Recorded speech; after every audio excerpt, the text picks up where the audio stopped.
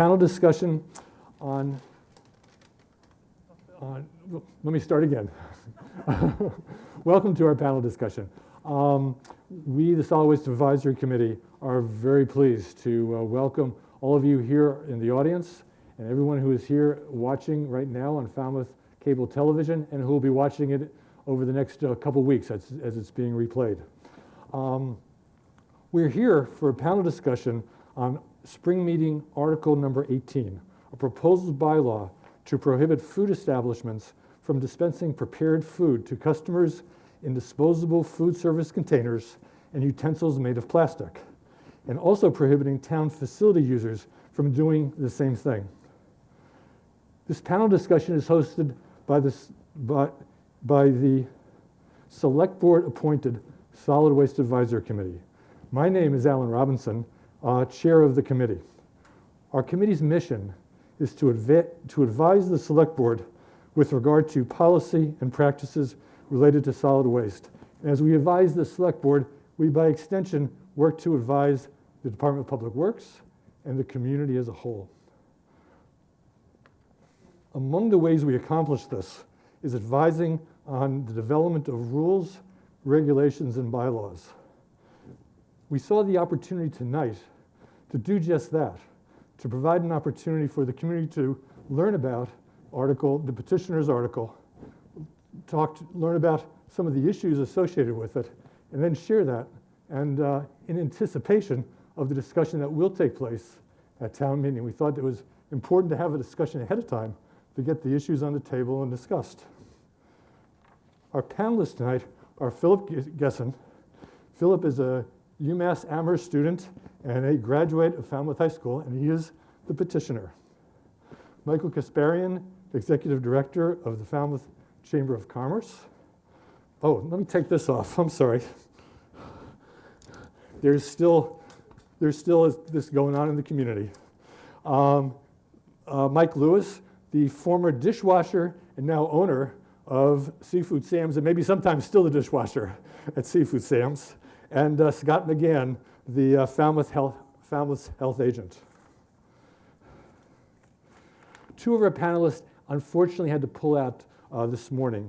Oya Hirschfield, who is the co-owner of Devour Eatery just off of Main Street, just off here past the library, and Sean Greenwood, the manager of Winfield Market.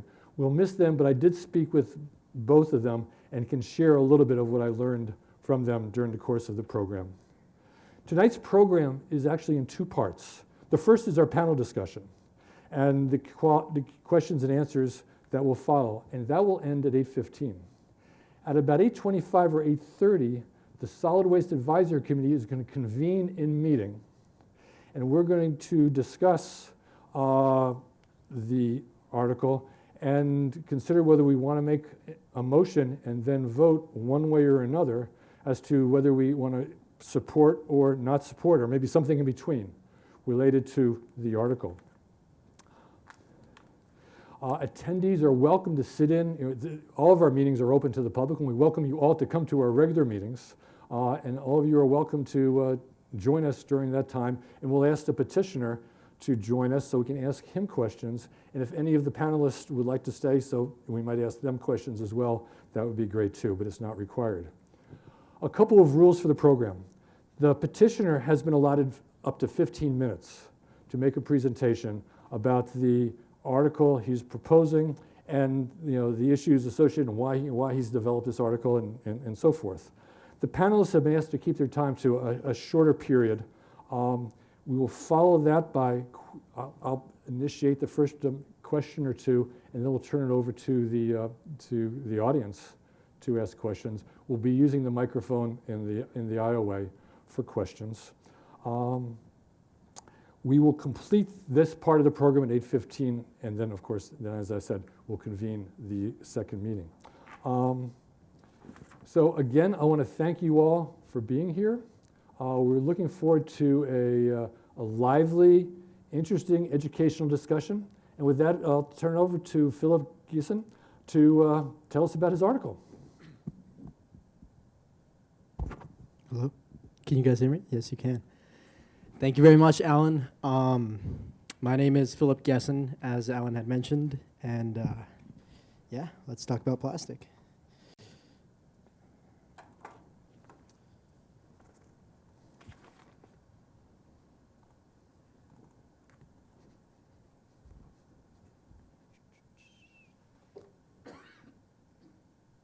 So once again, my name is Philip Gessen. I'm a student from UMass Amherst. I grew up in Falmouth. I was a Falmouth High School graduate. And this town meeting cycle, I'm proposing Article 18, a proposed bylaw. And so the main motivator behind it is the plastic problem. We've normalized the use of single-use plastics in our culture to an extent that's honestly absurd. We use an item for several hours, maybe a couple days, we leave it in the fridge, and then we throw it away, and it stays in that chemical form, if not properly disposed of, for more than 4 centuries. A town meeting member, I forget his name, brought up a very good analogy to this. If the Pilgrims had arrived at Plymouth Rock and thrown away a plastic water bottle, that plastic water bottle would still be on Plymouth Rock today in that same exact chemical form. 5 billion metric tons of plastic enter the ocean every year. In the Pacific, there's this thing called the Pacific Garbage Patch, where it's a 600,000 square mile in size patch of pure trash. 99% of it is plastic. Apologies, that figure should be 5 billion pounds, not metric tons. What happens to these plastics? So yes, a water bottle may not retain its original water bottle form when you throw it away into the environment, but the issue is the chemical compound, the plastic itself, never disappears and it never degrades. So, or it takes 400 years to degrade. And so if you have a plastic water bottle, you throw it away, it's floating in the ocean. Yeah, it may break apart once, maybe twice. Eventually it breaks apart to these small plastic particles called microplastics. And then those particles just stay in the ocean, fish eat them, they float around, they get in our water systems. A study commissioned by the Worldwide Fund for Nature back in 2019 found that we eat 5 grams of microplastics every week. That's a credit card worth of plastic that a person consumes on average every single week. And there have been studies that have been conducted on the plastic's impacts on the human body. And they found that there are a variety of issues associated with it, which I'll get into in a second. But most recently, plastic has been found in the human blood, in the placenta, where life develops, and in lung tissue. It's projected that by 2050, there could be more plastic in the ocean than fish in the sea by weight. It's a local, global, national issue. A study published by the journal Nature Sustainability that took 12 million pieces of different trash collected across rivers, different litter collected across rivers, oceans, just generally bodies of water. And they found that 80% of the litter that they found was plastic, and 44% of that was associated with takeout ware. So I'm throwing a lot of statistics at you, and there's way more out there, but I'm just trying to impress the magnitude of this issue. Because right now, every single day, like, people buy a plastic water bottle, they buy a plastic container with a vitamin bottle maybe. They drink that, it takes like half an hour to drink, they throw it away, they don't think about it. But this is what's happening. We're filling up our world, and because it's so normalized in our culture to do it, if everybody throws away one water bottle, it amounts to an enormous issue. We're producing 380 million tons of plastic every year, and some reports indicate that up to 50% of that is for single-use purposes. We use it for a few moments, and then the planet suffers for at least 100 years. It affects human health and well-being. Manufacturers are not required to disclose what they put into their recipes. There's different types of plastics, different recipes for plastic. Any plastic can leach chemicals into whatever it contains if it's put into the right conditions, like if it's heated up improperly or if it stands in the sun for too long. The chemicals in plastic have been tied to cardiovascular disease, reproductive disorders, obesity, developmental disorders. And even though recycling, as it is the idea of it, it's a good idea, it's definitely better than just throwing it out in the landfill. Only 9% of plastic on a large scale is ever recycled.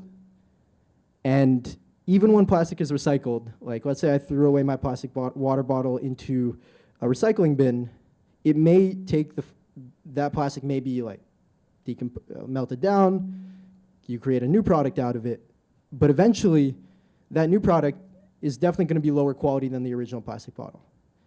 And then that new product may also be recycled, but then it's going to create an even lower quality product. And eventually you get plastic like the plastic we get in those shopping bags that we banned several years ago. And that plastic can't be recycled. We know we can't recycle plastic bags. That plastic goes into the landfills, it goes into the ecosystems. So even though recycling does slow down its transition into the environment, the plastic still eventually ends up in the world outside of its original use case. And we have to produce new plastic in order to create that same water bottle that we initially started with. And so it's an enormous issue, and we're already seeing effects of it. There's microplastics being found everywhere. There's health issues associated with them. So it's time that something has to be done to combat it, and it has to be, like, we're already behind the curve of stopping the problem, so now we have to come up with solutions to at least mitigate it. And so that's where this bylaw comes from. The entire bylaw is a page long, but this is the root of it. So I'll give you two definitions, two very important definitions that will then describe the prohibition, and then we can discuss. So a prepared food is any food or beverage prepared for consumption on a food establishment's premises using any cooking or food preparation technique. The idea is we don't want to ban the takeout where, or we don't want to ban prepackaged products, but if the food is being packaged on site, rather than packaging it into a plastic container, you can package it into a container that you sourced from somewhere else. And so, like, cutting it off, that plastic entering the general environment, entering the community, at that point would be relatively simple to implement. And then a food establishment is any food establishment defined by the state food code to capture a lot of the restaurants and other businesses that this would affect. So the prohibition itself would prohibit food establishments from dispensing prepared food to customers in disposable food service containers and utensils made from plastic. And then town facility users, people using food trucks from the town, would also be prohibited from dispensing prepared food to customers in disposable food service containers made from plastic and providing utensils made from plastic. So essentially taking out the plastic from takeout food. Yes, ma'am. So the third one, yes, the exemption is public schools, private schools, anything that has to, any program that participates in the USDA child nutrition program, summer camps, places like that would be exempt. Because hold questions, please. Yes, ma'am. But we can get to that later. So the enforcement of the bylaw would be as follows. It would be enforced by somebody appointed by the town manager, Scott over here. The first offense would be a written warning. The second offense would be a $150 fine. And then for third and consecutive offenses, the business would be fined $300. And any fine collected would be payable to the town of Falmouth. And yeah, that covers it. The timeline to implement this. So if this does pass at the April town meeting, the actual ban would go into effect September 2024. So there would be a year and a half to allow businesses to figure out how they would transition towards this new use of takeoutware. The alternatives to single-use plastic and takeout, they're reusable alternatives, they're biodegradable alternatives. The ideal solution would be reusable alternatives where either we start changing behavior and people find it normal to bring about their own reusable containers to businesses, restaurants, and restaurants are accustomed to and ready to do that. Or there are other models out there that have been successfully implemented where a business gives out their own reusable containers, and if the customer doesn't return that reusable container within, say, like 2 weeks, then the customer is charged for the cost of that container. So that's reusable alternatives, the ideal solution. We do want to mitigate single-use products in general, even biodegradable ones, but biodegradables do exist out there, and they would be able to be used here. So why is this being done in Falmouth if it's such a big global issue? Well, Falmouth is a coastal community. We pride ourselves in our stewardship of the environment.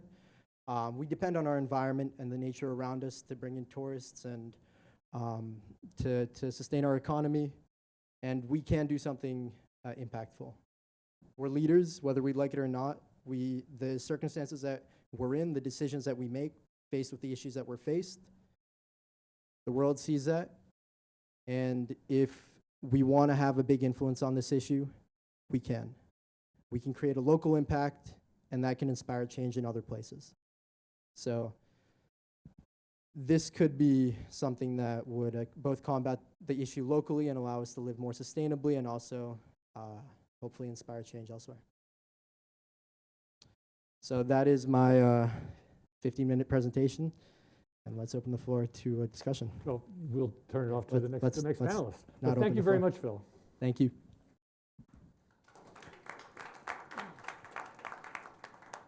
The next panelist will be Michael Kasparian. Michael, go ahead. Thank you, Alan. Thank you, Philip, for coming here. We really do commend Mr. Gessen for his willingness to come out and talk about this issue. I don't think there's anything that he has said that the Chamber of Commerce or anybody in the business community would disagree with. I mean, he's right on track. Plastic problem is a problem, and it is a global issue. And it is something that we need to talk about and to address and to work together to combat and come up with solutions. The reason why we're opposed to this particular article is the nature in which it's being presented and how it will be determined by 243 members of town meeting, without really including the stakeholders, the restaurants, the supermarkets, and the other people who are going to have to come up with those solutions and have this very restrictive bylaw, which we feel is punitive, put on them. In our opinion, it's a lot easier to collaborate and to work together, and what we would rather have seen happen would be to have had Mr. Gessen approach us, and possibly through the Solid Waste Advisory Committee, included the restaurant owners and everyone else in coming up with a solution to write a restriction and come up with a plan that everybody can buy onto and accept and come up with the solution. So in the last town meeting, we had a bylaw that a petitioner, Mr. Donald, who I see here, came and proposed the banning of black plastic. And we had a long conversation. And he withdrew the article on town meeting floor after the chamber had promised to work with restaurants. And I can say that many of the restaurants very voluntarily embrace that and have worked to eliminate the use of black plastic takeout containers. It's not 100%, but we're working toward it. And I think education is really the key. The part of this whole article that is really the most troubling to us is that the people who are actually going to have to work to solve this problem, bear the cost, and go through everything they'd have to go through to come up with the solutions, haven't really been asked to participate ahead of time. In talking to a lot of the restaurant owners and the end users, I think everybody here who is in a restaurant wants to do the best they can, and many are doing that. I'm going to let some other people talk about that.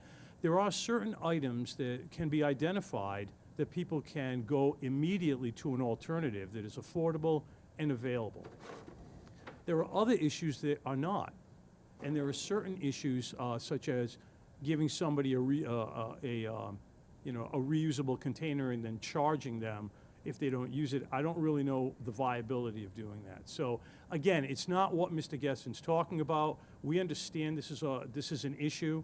You know, one of the greatest resources we have in Falmouth is our environment. It's why people come here. It's why the businesses are able to stay in business. Tourism still plays a pretty important role in our economy, even though we are much more of a year-round economy.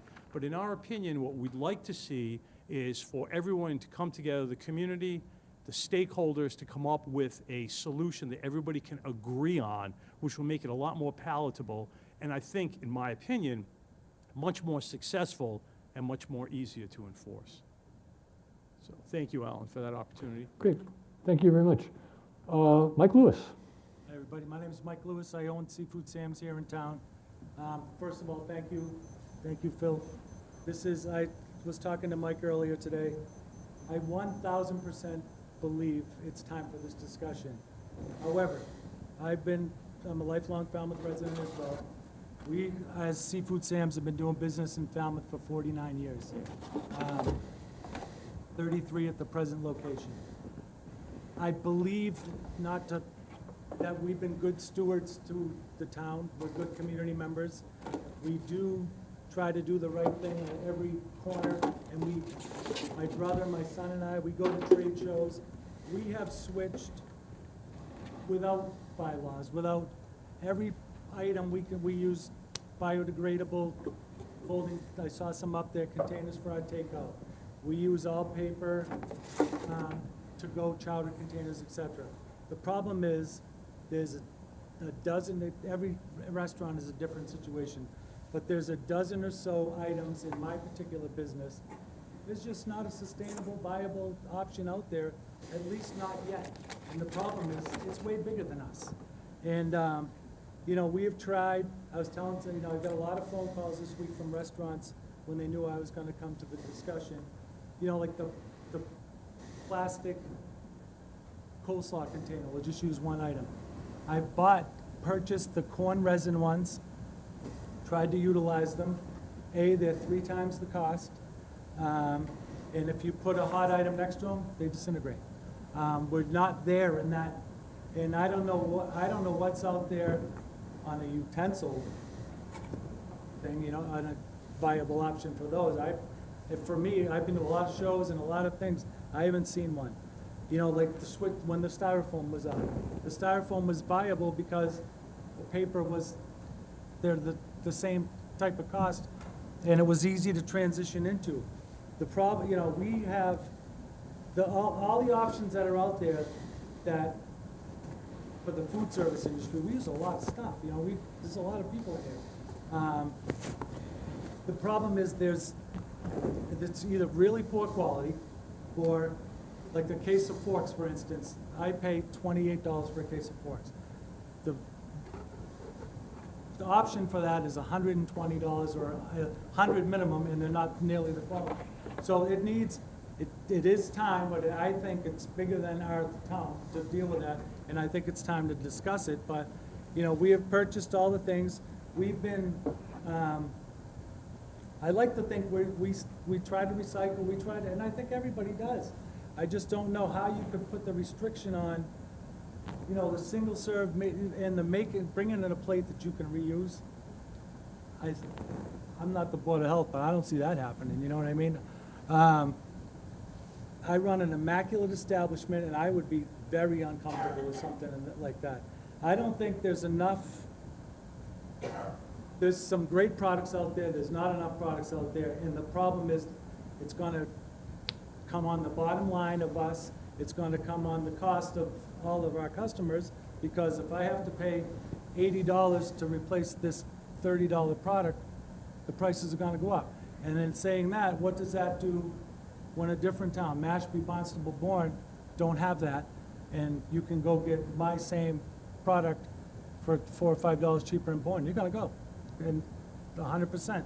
And my last thing is, you know, it's been a few years with, you know, and not to beat a dead horse, but with COVID, restaurant businesses got kicked out. You know, some did well, some did not. Then we come out of the little breathing of that 21 and 22 and it's probably a lot of business, but I only know the restaurant business, so. The supply chain issue has been horrendous on our industry. It's finally, 2022 came to a close and the thing started, more stuff was available. Little breathing room coming into 2023, and then this peaks up at a pretty, in a time when everybody's just catching a breath of fresh air in the restaurant business anyway. And I just feel that I do 1,000% commend this because everybody knows that we're in trouble in this world with the plastic. But I don't see trying to get local businesses in Falmouth, and it's pretty spelled out, restaurants. Schools are exempt. What qualifies as single use? If you're taking tuna fish and putting it in a container, is that prepared food? There's a lot of ifs and buts that I don't see, and I see it coming down on this, I don't even know the number of restaurants, but the 50 or 60 restaurants we have, and we're gonna take all the costs, and I just simply don't think it's fair, so that's my. Good. Scott, from as the health agent perspective, how do you deal with things? How would you deal with it? What are the issues that you have to contend with? So, our responsibility after, let's assume this gets passed by town meeting, and let's assume the town administrator probably gonna give the health department. Guys hearing me okay? Is that better? No. It is on. How about this? I usually don't have a problem carrying an audience. This is rare. So I'm assuming that the town administrator, town manager would put the health department responsible, since we were put the responsibility for the water bottles. So our job is going to be to take this bylaw, which, as written, and make it practical and make it, how are we going to implement it? So it's going to be, the implementation's going to be something we're going to have to do a lot of thinking about. There's literally thousands of different products and thousands of different packaging materials. And I could say that I don't necessarily have the people that are going to analyze, Stop and Shop's deli department for the 900 different items they have. So that's where, from a practical standpoint, it's going to be a little tricky on our end because, they do prepare foods there. Is slicing turkey on a deli slicer considered prepared foods, or is it so that's not written in here, so I'll have to make, or our department's going to have to make quite a bit of interpretation on the bylaw on what is prepared foods. It's simple when you go over to Mike's place, it's the spoons and the utensils, or to Liam's. It gets a little more complicated when you go to Windfall Market, or if you go to Bean and Cod, or you go to those places that may have food they prepare there versus food they may have, because you did state in there that it's prepared on site. It was your intent. It does appear that. So I would have to, at doing an inspection, our inspectors would say, did you make this here because it's in plastic, or did you prepare it elsewhere? So there's going to be a time factor in doing this, especially when you talk about a grocery store like Shaw's or Stop and Shop that have, hundreds if not thousands of different items. So I will have to take what's written here, which is, like I said, it was pretty simple in terms of how it's written for bylaw, and actually make it some way that's sort of digestible for us to be able to do during inspections. Because what we don't want to do is we have to be clean and consistent for every establishment. It's the same for everybody. And we also don't want, we want to do it in such a way that we're not getting calls all the time from, well, why is that product being allowed? Well, we don't know that the Windfall puts out X product or that, so we don't know all that kind of stuff. So it's just going to be, from our end, it's going to have to be the way of taking this and making it, a practical way in which we can inspect and enforce. So I think that's the only thing I have, is trying to wrap my head around and how we're going to sort of manage it. Because prepared, every place that sells food, whether it's a residential kitchen in someone's home all the way to a large grocery store chain and everything in between, is considered a food establishment. So all the vendors at the fairground, all the street fair that we have here on the first Wednesday in July, all those are food vendors. All of them get food establishment permits, so they'll all fall under this. And then it's thousands of different ways. And then when we have the package, how am I going to easily or readily be able to tell that that product is, that container is or is not? So from our standpoint, we'll have to sort of manage that. But if it comes that way, we'll do it because that's what we've been tasked to do. And so the reason I'm here tonight is more to maybe answer questions on how I would approach something. If, Mike, if you had a question, I could sort of be here to say, well, how would we approach it? But so that's really what I have to say. Thank you, Scott. Great. As I said, I did stop at Devour and at Windfall. And the Devour folks do apologize. They've forgotten that their daughter has a ballet recital tonight. And that's why that's a great excuse. And I can appreciate, as a grandparent and as a parent, I can appreciate that. But they told me in talking to them that they have in-house, indoor eating, but they're primarily takeout. And they said that all of their takeout are made of materials other than plastic.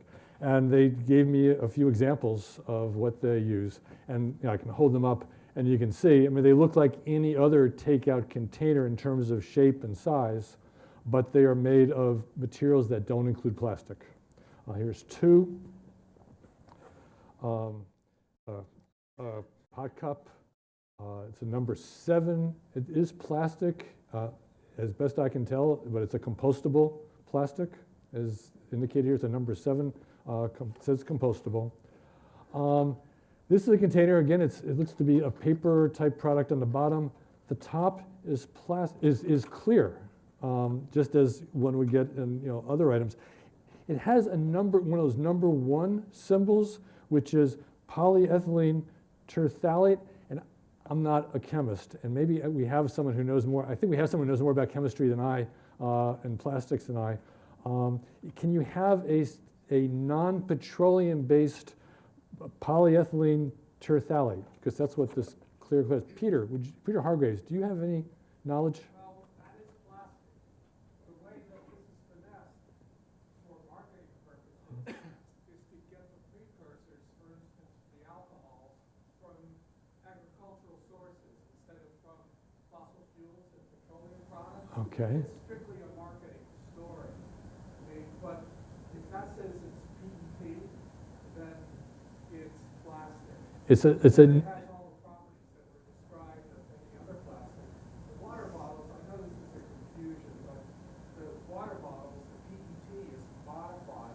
It's not exactly PET, it's glycol modified, and it's really not recyclable for water bottles. That's been part of the, at least not into other bottles, because it degrades very rapidly with heat. And so it could be recycled into lumber or other things, but if that says it's number 1 PET, it could be PETG or it could be PET, but it's plastic. So it's non-petroleum based, but it still has the same properties. Right? They take sugarcane Okay. and they distill it and they get the alcohols and Oh. they develop the precursors. Scott? Mr. Hargraves, would you like a part-time job? If this goes through, I'm hiring you. Scott, be careful what you ask for. I also stopped at Windfall, and Can I ask you, did you get any utensils? oh yes, I did, and you know what? I've got a few, and we can pass them around. They seem take that with me. Alan, can you lower that microphone to center chest, and if people are using the microphone to talk, we can hear them and Okay, hear otherwise. lower this here. Oh, okay, got it. Lower your microphone to center chest.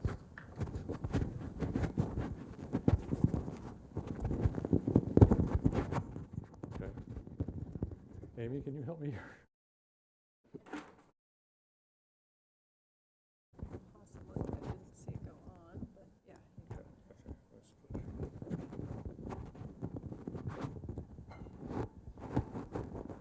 There we go. Sorry about that. Was there a question? The utensils, and we passed around the.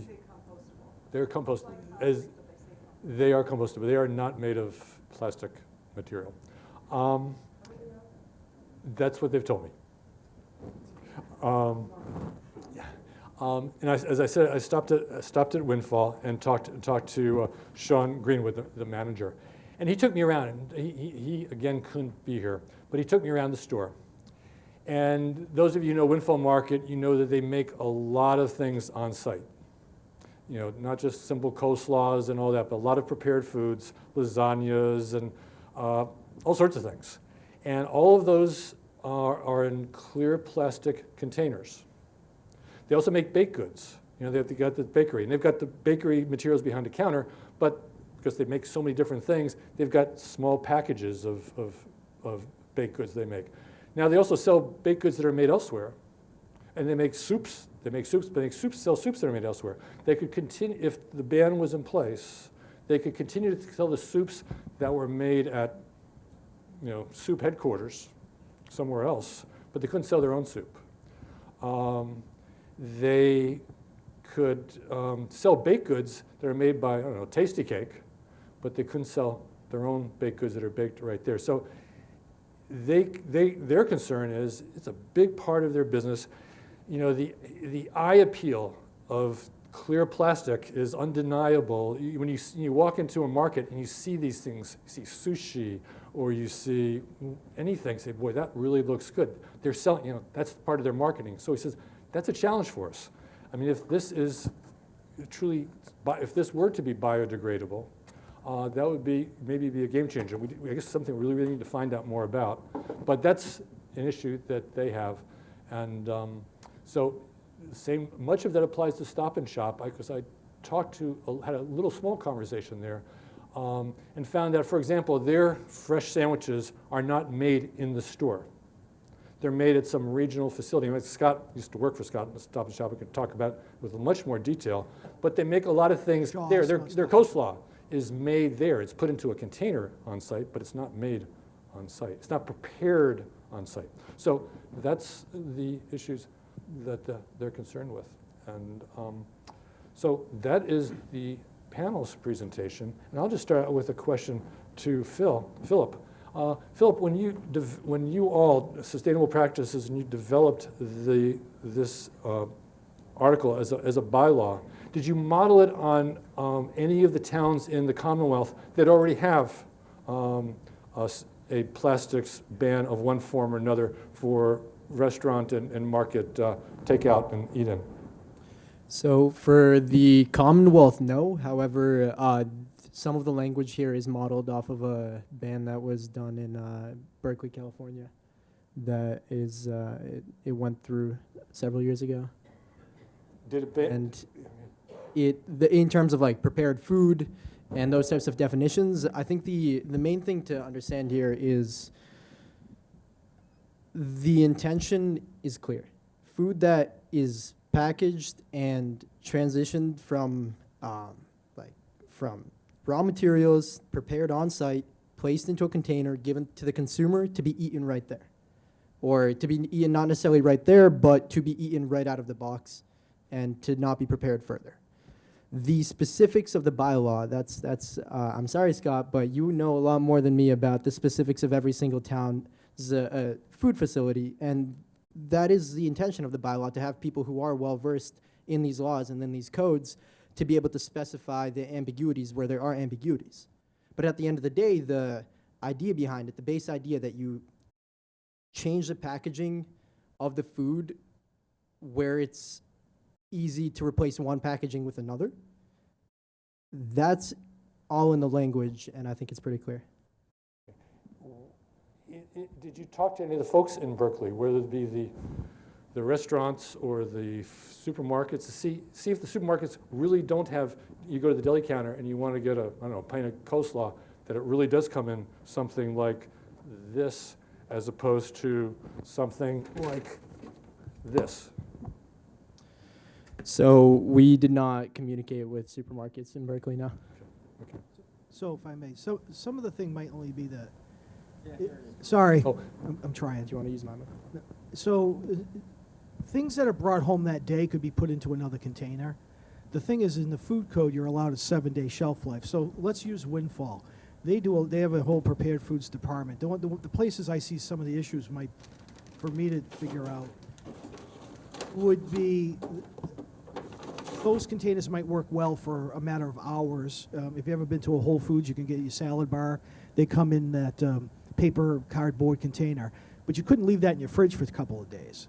So some of the trickiness is going to be prepared foods with a 7-day shelf life.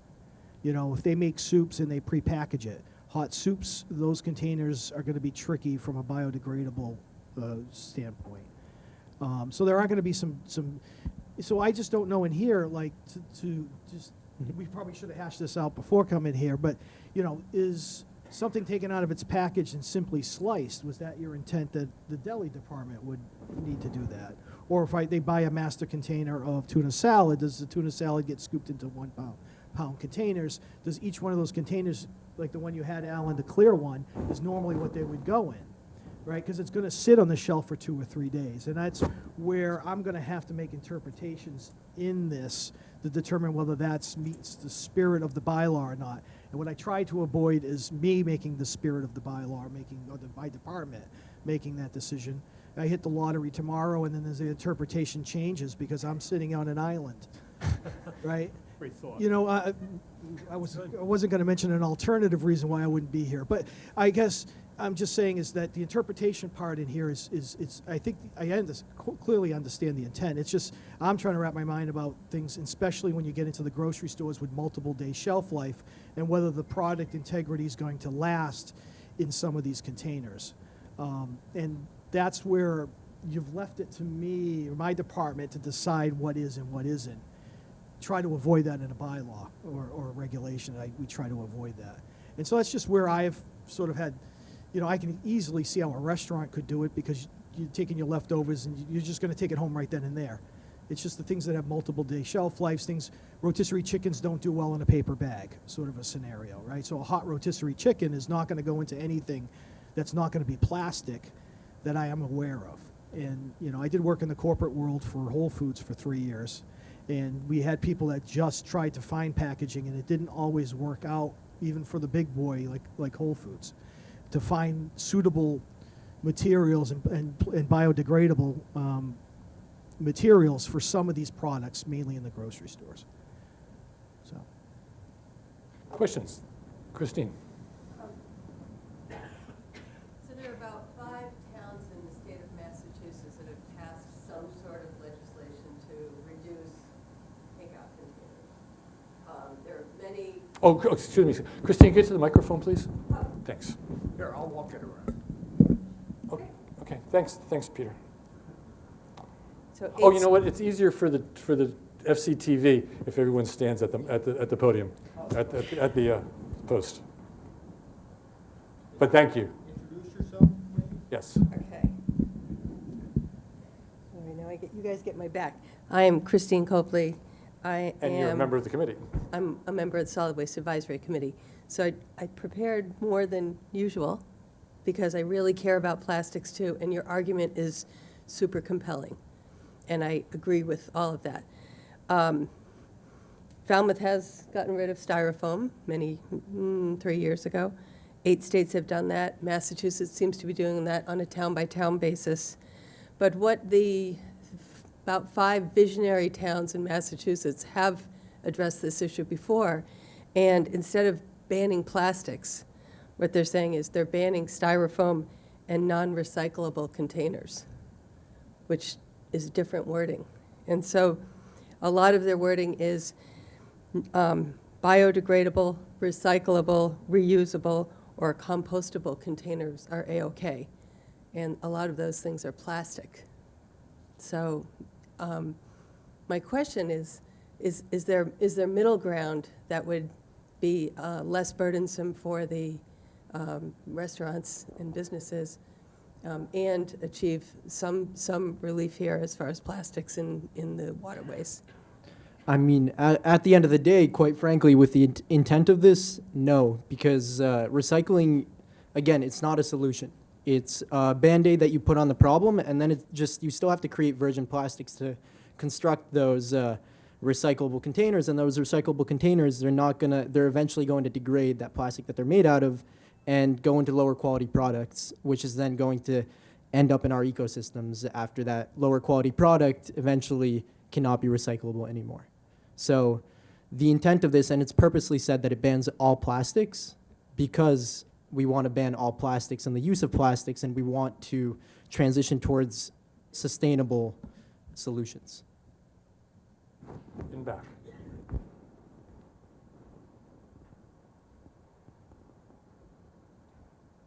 Hi, how you doing?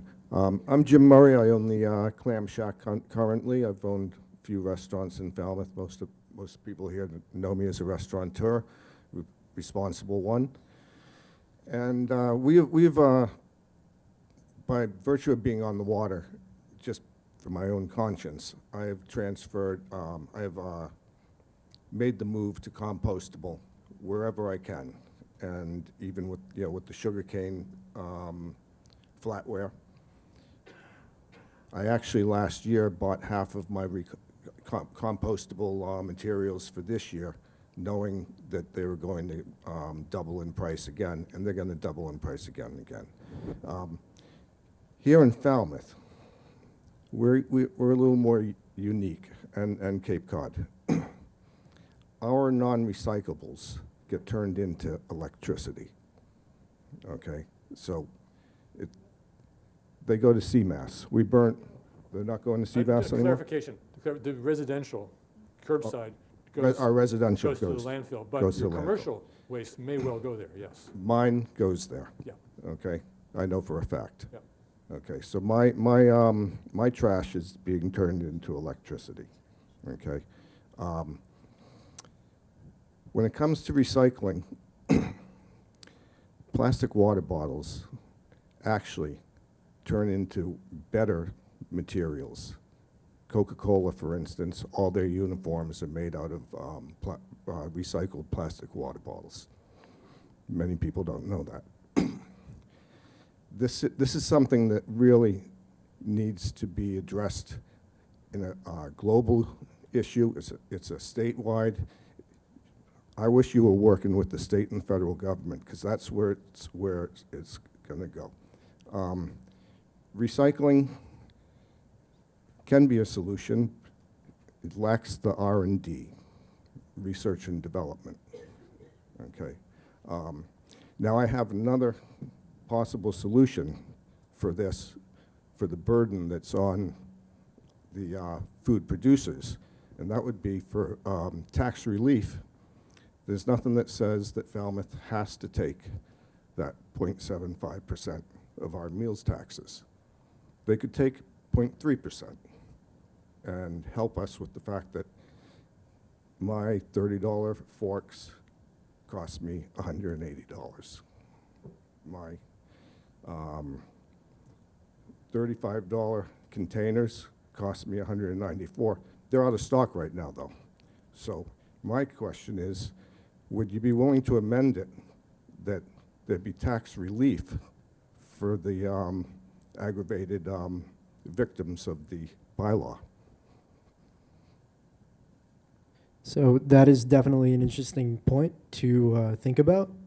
I'm open to it, but I think it definitely warrants more research or discussion before having a final answer here.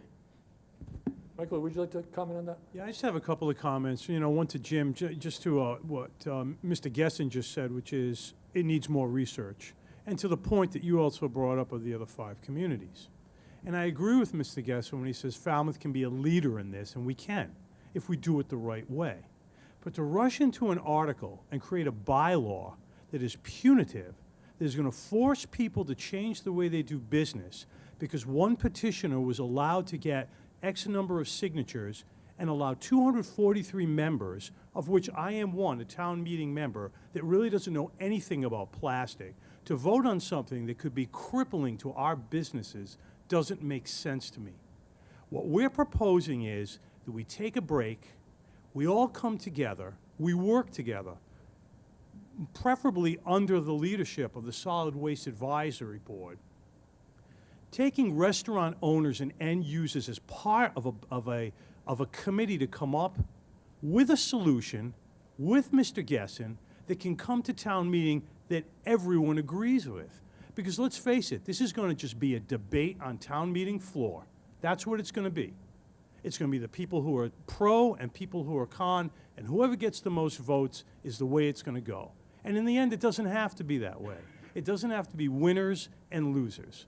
The business people can win, the community can win, and so can the environment. If we take a pause and work together, there are certain things that we can come immediately and say, we can get rid of these things and use cardboard or other things. But there are other things that's going to take time. We've heard that a little bit from Mr. Lewis this evening. Some things aren't available. That is the thing we're really the most concerned about here, is something, prohibition didn't work. Okay? And so, in our opinion, what we want to do is collaborate. We want to work with Mr. Gessen. We want to work with the Solid Waste Advisory Committee. Most importantly, we want to work with the business owners so that they have a voice and help come up with the solution that's going to affect their livelihoods. Barbara, you had your hand up.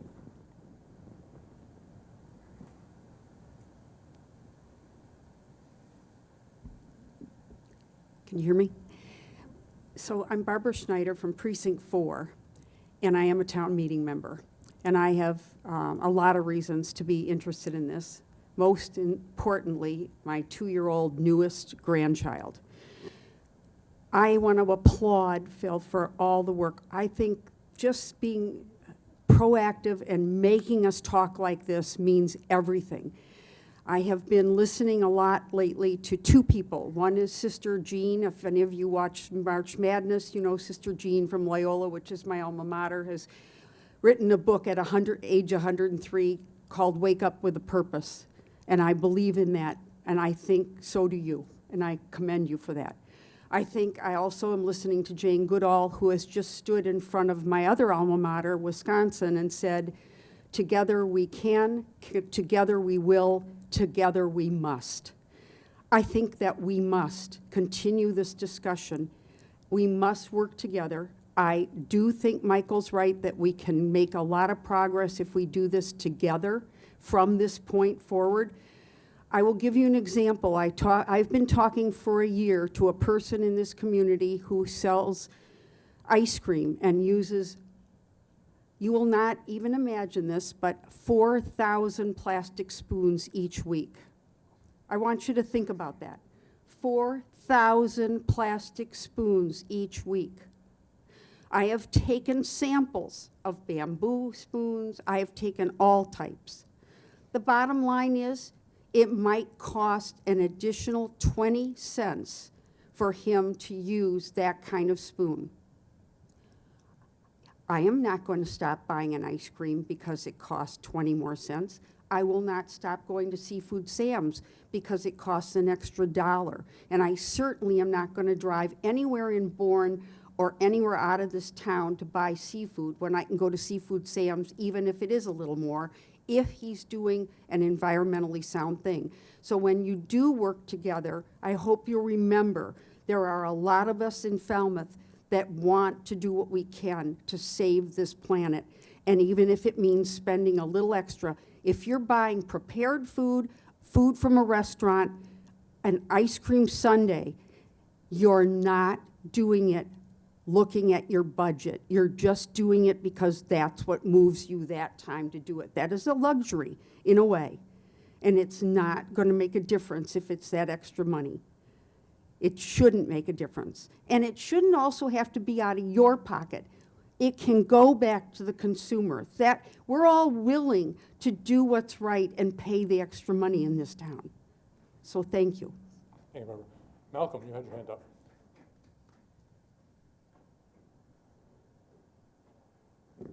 Yeah, hi, I'm Malcolm Donald, and I was a petitioner on the styrofoam ban and also the petitioner on the black plastic ban, which I withdrew after talking with the chamber, and they assured me that they would work voluntarily to get their membership to get rid of black plastic. Now, that was back in November, and I don't know, why we still have black plastic in town. It just, how long does it take you to get rid of this stuff? there are alternatives, and this is not rocket science. Let's just get rid of the black plastic. Now, when we spoke in November, Michael, you know, we heard you. We were willing to work with you, that you wanted to do it voluntarily. You didn't want to have these punitive fines, and you were going to do it. Well, you haven't done it. So now we're back here. And yeah, and we're back at town meeting. Now, town meeting is representative town meeting. That means it represents the whole town. So when town meeting votes on something, the whole town is voting in, essentially. That's how our form of government in Falmouth works. Now, had a question for Michael. Well, could I just Yeah. answer that for a second? Sure. Because I'd like to. You're absolutely right, and we did appreciate you withdrawing that article. We didn't say we'd solve the problem. We said we would continue to work with the restaurants, and many of the restaurants, Michael was one of the first ones we spoke to, have stopped using black plastic. Many of them have. And we continue to talk about this with them. I don't have any enforcement ability, and you're absolutely right, and we really appreciate your cooperation, and we still think that's the way to go. Our message continues to be, this is something we'd rather do voluntarily. And so I can't guarantee that every restaurant is going to stop immediately, but I can pledge, which we've done is, the chamber has gone out continually to express to the restaurants that you were kind enough to drop that bylaw, that request for a bylaw on town meeting, and that we should work together to eliminate that. So, I mean, it's not like we haven't tried. We are continuing to try, and we still think it's much better to communicate. As far as representative town meeting goes, although I applaud you know, your perspective on it, and I think there is a percentage of people that do vote what their constituents say, I still think there's a high percentage of people that go in and vote what they believe. So I'm not sure if the whole town really is really represented in a situation like that. So again, we're here in the spirit of cooperation. We want to continue the conversation. And putting a restrictive bylaw in place, in our opinion, just won't accomplish anything except create, you know, conflict. And in the end, if people decide they're not going to do it, Scott's going to go out and start trying to enforce it. I'm not really sure how that's going to play out. So, you know, we're not looking to pick a fight with anybody. We're looking to to collaborate and work on this together as a solution. And we do appreciate people who are willing to work with the business owners to make that happen. So thank you. So how long is it going to take to get rid of black plastic? It's taken more. It's now more than 6 months. Now,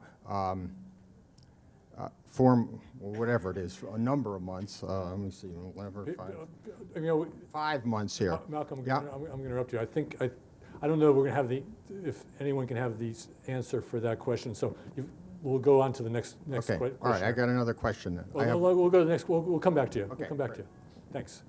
Yes, the gentleman in the blue shirt.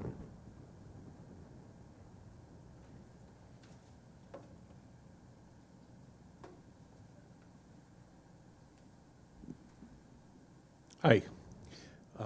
Thanks for putting this together. My name, Introduce yourself. Okay. Yeah. my name is Steve Vannerson. I own Bean and Cod. I've been a fixture in this town for over 15 years. A few years ago, Jill Neubauer approached me. She had hired an intern for the summer to research how can we make more environmentally friendly takeout containers. And during the time, we came up with a couple. But what she did was create an environment where they could study it, okay, and then go back to the restaurants with it was a 6 or 7 page booklet of advisory things that restaurants could do at the time. This wasn't a mandate, wasn't a law, okay? I'm finding that this article is, it's vague, okay? I find it very vague. I find that you say that you want to ban plastics, I put my soup in here, okay?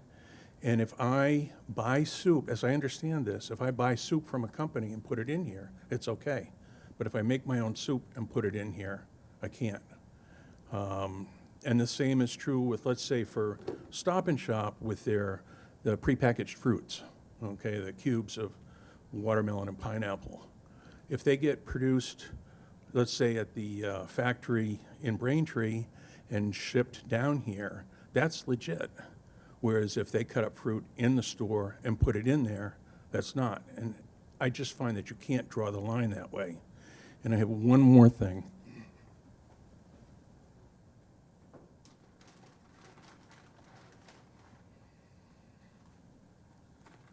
This is a plastic container that is full of screws, okay, that was purchased at a neighborhood hardware store. All right, are we banning these too? I mean, if the spirit of the law is to ban all plastics, okay, it's sort of like we did with the bottled water thing. We got rid of the bottled water in the small containers, but we left the smart waters, the fruit waters, all these other that had the same type of bottle. And I just don't see that this is a consistent measure to benefit the town. I see that it's more punitive than anything else. Thank you. I've got, Christine talked about that I guess there are at least five other towns in Massachusetts that have some form or another of a somewhat similar ban as what you're proposing, a plastics ban for food service. And I looked at Brookline, which was one of them. And it was interesting because Brookline, and actually they have a two-pager summary of their regulations. And it was, I think this was passed in 2020. And they actually have an exception for one kind of plastic. They have an exception for number 5 plastic, which is polypropylene, if I remember correctly. And the container that I think one of the containers you just showed, the soup container, and this was a soup container too, is that. I was very interested that they did exempt that, formally exempt it within the regulations. I tried, it was late in the afternoon, and I called their health department, and the right person wasn't there to answer the question of why they separated out polypropylene. But they did decide to do that. That would make, Philip, could make a substantial difference, particularly to the markets and the beans and cods that make soup and the others. Did you look into the possibility of exempting any types of plastic, and do you have any thoughts as to could that be an amendment? If there's a good reason, if we find you found enough from Brookline, why, or anybody else did, why they did that and so forth. So I think that's a very interesting point, and I appreciate you bringing that up. But I think what the gentleman in the blue shirt said is a perfect example of why we shouldn't do that. Because as you said with the plastic water bottles, you ban the plastic water bottles, well, people are just going to turn towards another plastic product to buy. If these bans if this isn't holistic, you're going to have number 5 plastic takeout containers sold on the market because plastic is cheap and it's durable. And so the economy is going to transition towards that, and then the businesses are just going to start using a different type of plastic to package their products in. The issue is plastic. It's not, let's use a different type of plastic in order to get rid of this one, and you're playing like a game of whack-a-mole trying to get rid of the different types of plastic. No, you're trying to get rid of this product that is economically, it seems really efficient, and it's cheap, and it can hold your stuff for 2 hours. But then that cheapness and that durability that makes it so marketable is also the thing that makes it such a bad thing for the environment and for human health. Like at this point, like why have we not done anything before? This has been an issue that's been around for 2 decades. People have been talking about plastic for ages. And yet saying that this is something spontaneous and saying that I understand that there is a conversation to be had and there is collaboration to be had for sure. But the question is, why has that collaboration not happened yet? And why have those issues not been solved yet? Because this isn't something new. This is something that's been around for ages. There are going to be people that, if you do it from a purely voluntary standpoint, as Michael, you were saying, the Chamber of Commerce doesn't have enforcement policies. You can only educate, and education goes only a certain way. Some people value profit over the environmental health and the human health that these plastics can make an impact on, they're not going to make that choice to transition, and that's going to be an issue. So at the end of the day, to answer your point, we don't want to be playing a game of whack-a-mole with banning certain little parts of plastic, because there are other places that have tried doing exactly that, and then the market transitions towards a plastic because it's cheap and it's durable and it's better than anything else out there, except it's killing us all. So yeah, that's what I have to say about that. In back, in yellow. My name's Sandra Gallant. I'm over at the Pickle Jar in Falmouth. Well, could Sorry. Hi, how are you? you bring the microphone down? Thanks. I'm over at the Pickle Jar in Falmouth, and we use, since we've opened, this is our 11th season, and we basically use everything corn product. It looks plastic. Everything that we have is corn. The only thing that we cannot get is that specific container. That's our pickles. Like, that's the only thing that holds liquid and can hold for a certain length of time.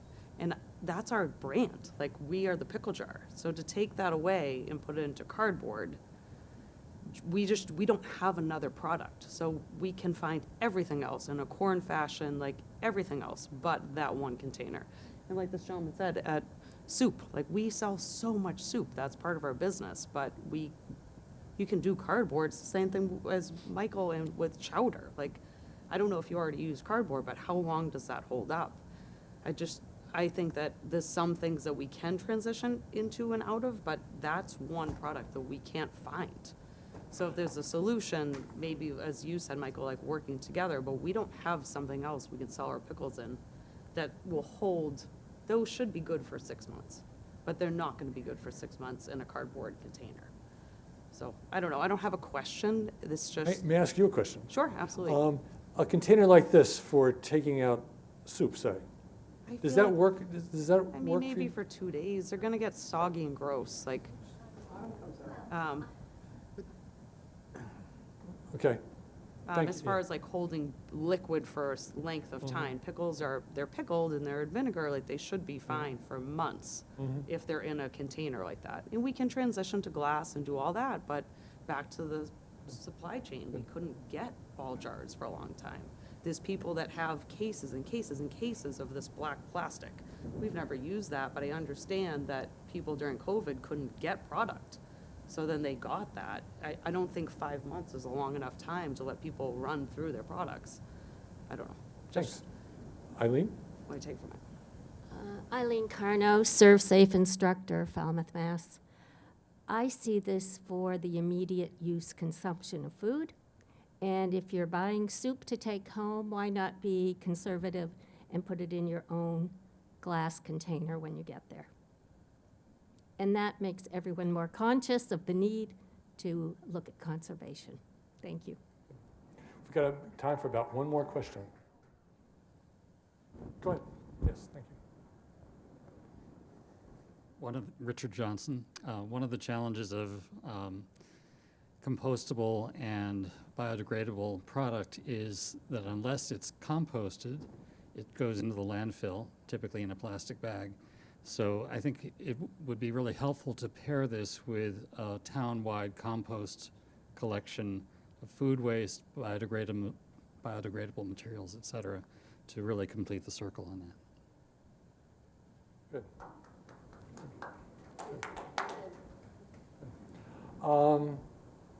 Great. Oh, go ahead. Yep, we'll give you the last question. You got it. I own Liam McGuire's, and I just want to try to understand something. I know we're talking about to-go, but one of the things pops in my head that we go through a lot is sour cream, which comes in a plastic container, and mayonnaise. Is that part of the issue you're talking about too? Or, and if not, I mean, I'd go after the big stuff before I went after the little stuff. I mean, personally, I mean, Do you produce the sour cream on site? no, and I don't, that's the weak point of your proposal. That's just to get around it. I think you said that. Why don't? So the idea is, let's But say I'm a restaurant. I repackage it. But you don't prepare it, meaning you don't cook it, you don't prepare it in the ways in which it's Right. described as prepared food. So the idea is if you cook it in some way, like let's say But I do use, okay, mayonnaise, mustard comes in, and yes, I cook dishes that eventually I make that use those products. What about these big containers that are part of these, that come in? Michael, you know what I'm talking about. I'll The hand this average off person to doesn't know. Scott over here. No, I want, you wrote the article. I want to know what you. I was just going to clarify what, I think you were a little confused. So basically, taking a 5-pound container into 27 small containers, because as a side dish or at the side of the baked potato that you make, you throw a little souffle cup. Right, a 2 ounce, for- yeah. for what I call a souffle cup of sour cream. I think that's what she was saying. The meal is made Right. in there, but they pre-portion ketchup or whatever, and then would that fall into this? And that's sort of where I have issues is, And you know, yeah, and I do have one more question. Sorry. Do you, is Scott's people going to have to go pick through the trash? Is that what we're talking about, to enforce this? How are you envisioning it? And third question, how'd you come up with the fines? Did you just pick those out of your head? I mean, come on, I want to know, because I'm being affected by what you've written, and I want to understand it, and I am being tough on you, I know it, but. No, I respect it. Thank you. We'll let answer, then we'll finish. Go ahead. So, sorry, what was the second question? The picking through the trash. So, okay. The assumption was, I mean, restaurants get food inspections all the time. There are ways in which different food state code standards are enforced. My assumption was that the health inspector would have a lot more intuition and a lot more experience to be able to speak on how they would officially enforce it. So that's why the enforcement specifically is being handed off to the town manager, because town manager is much smarter than me and knows a lot more about the specific situation. intuition's never good in a code. That's my only point to you was intuition's a little difficult. Today's spring, did everybody feel that today was the spring because the Red Sox played? I'm the guy behind home plate who calls balls and strikes, but I'm a little curious on what the strike zone is. And that's the only comment I wanted to make is I'll enforce whatever bylaw goes in. That's my job, code, regulation, of bylaw. But you did leave a lot of that up to whether I can allow the ketchup in the container, or does taking a master case of tuna salad in the deli department mean that's prepared? Because prepared in any technique or any preparation technique, I think your intent was no, from what I've heard from you, right? Is that true? Yes. It's just, make this all about me, I don't mean to, but we're gonna be doing these interpretations for months on end, starting in September, starting next summer probably, is, you know, the gentleman from Bean Cod's gonna have 9 questions. This guy calls me all the time already. So, you know, I think that's just where it's gonna be. I'm going to do my best with it if it passes, but it may or may not be the spirit of what you meant it, because you kind of did leave a little bit up for me to kind of try to figure out. That's where was my point, is I don't know where the strike zone is completely. I know where it is kinda. You know, I get the spoons, I get the forks, but, you know, I don't know if there's plastic or no plastic coating over that paper, right? So the weeds, I can get into the weeds really quick, right? Does that paper, what's that, because that paper is like a wax-based paper. That's what a lot of your hot soups are sold out of, right? If you go to Shaw's or whatever.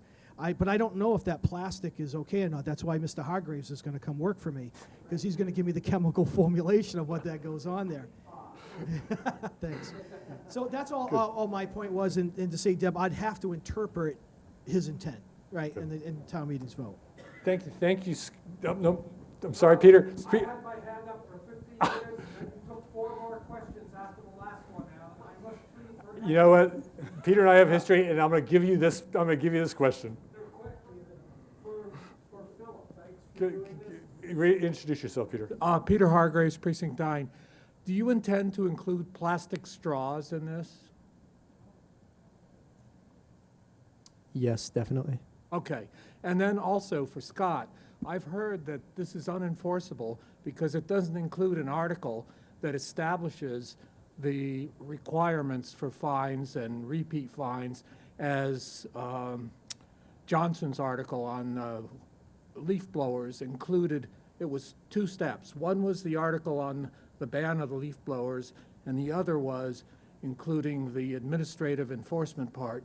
This article cannot be enforced legally according to the way it's presented in the warrant. Do you know anything about that? Because the people who know in town hall and such say that's the fact. Though I'm known to argue, I'm not a lawyer. I don't know the answer to that. Okay.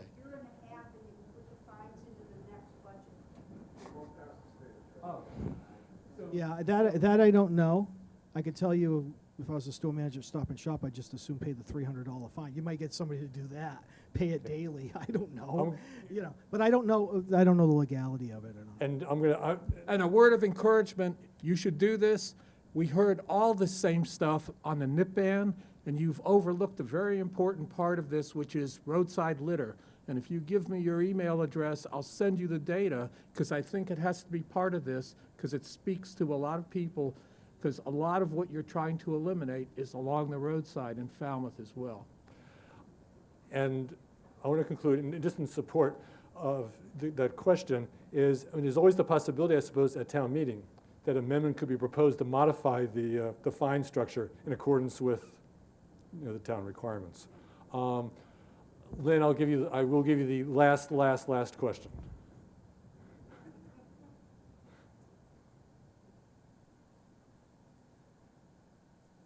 My name is Lynn Shad. I am obviously a resident of Falmouth, and I'm a town meeting member.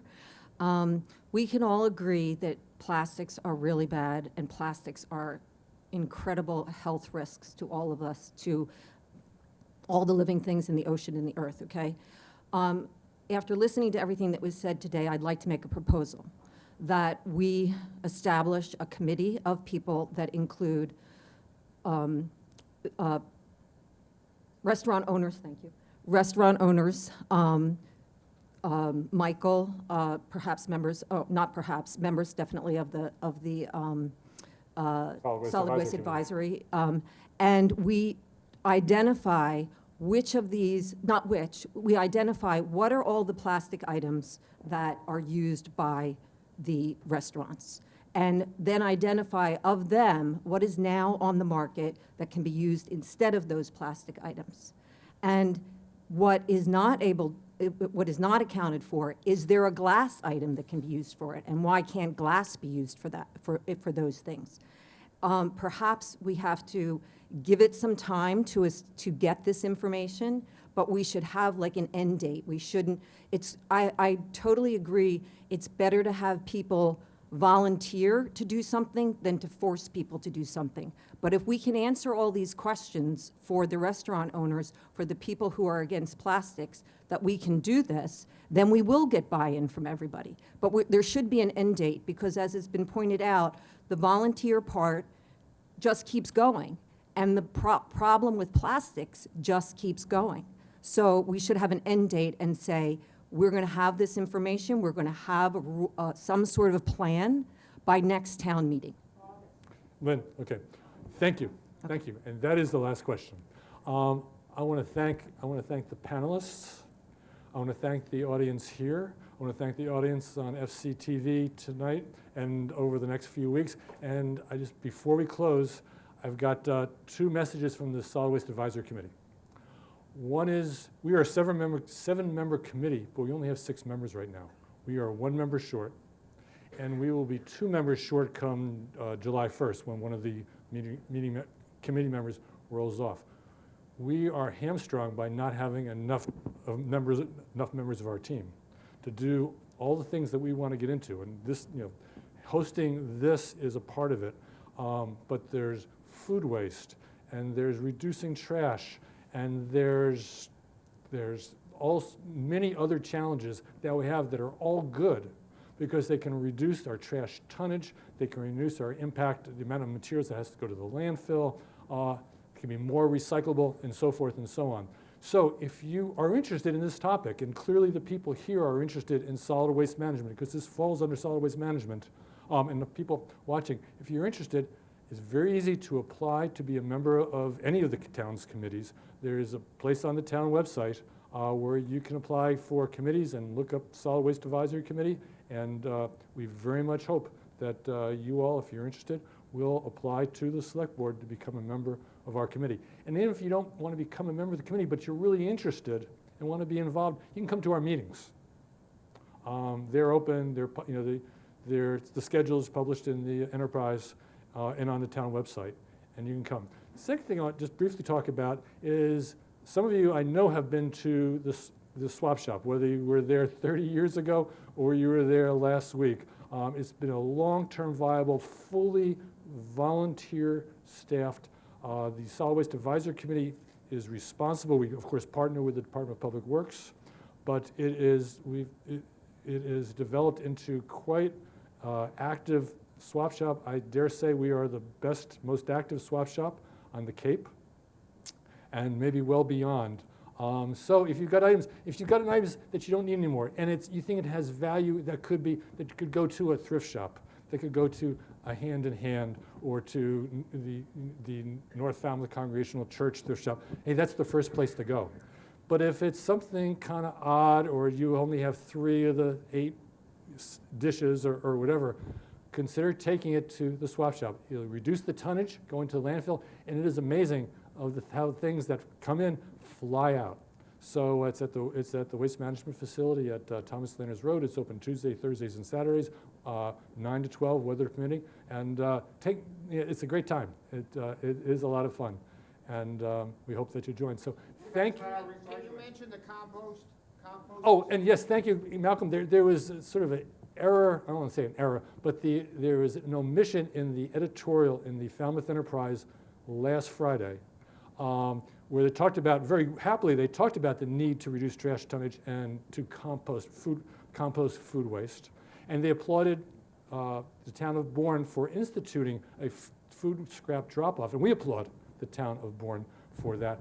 But they implied that the other towns, and they said the other towns need to be doing kind of the same thing.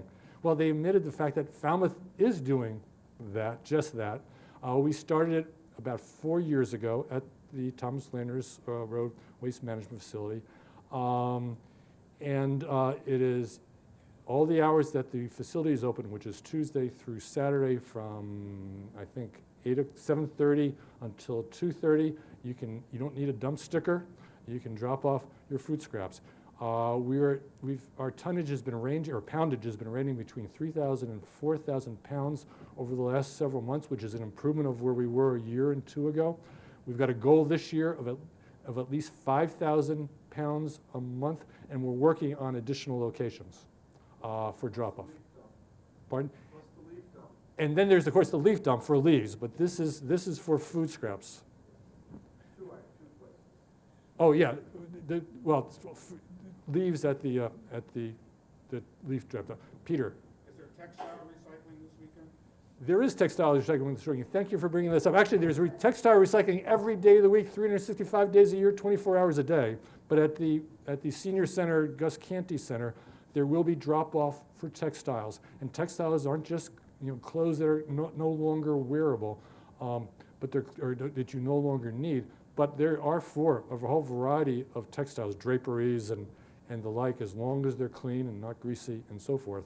So you can bring them to there for collection. But at each of the elementary schools and at the middle school, there are collection boxes it's a program that the PTOs have established.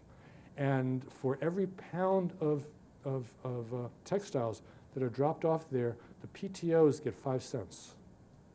And last year, the PTOs got over $12,000 for applying things for our kids out of those drop-offs. It's a great thing.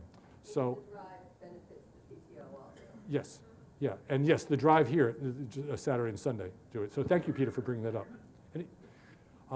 So again, thank you all for coming. If any of you want to, you're welcome to stay for our deliberations. It's going to be interesting. I'm not sure how they're going to go. It'll be an interesting conversation. And hopefully you'll be able to read about it in next Friday's Falmouth Enterprise and maybe the Cape Cod Times as well. So thank you very much. Great.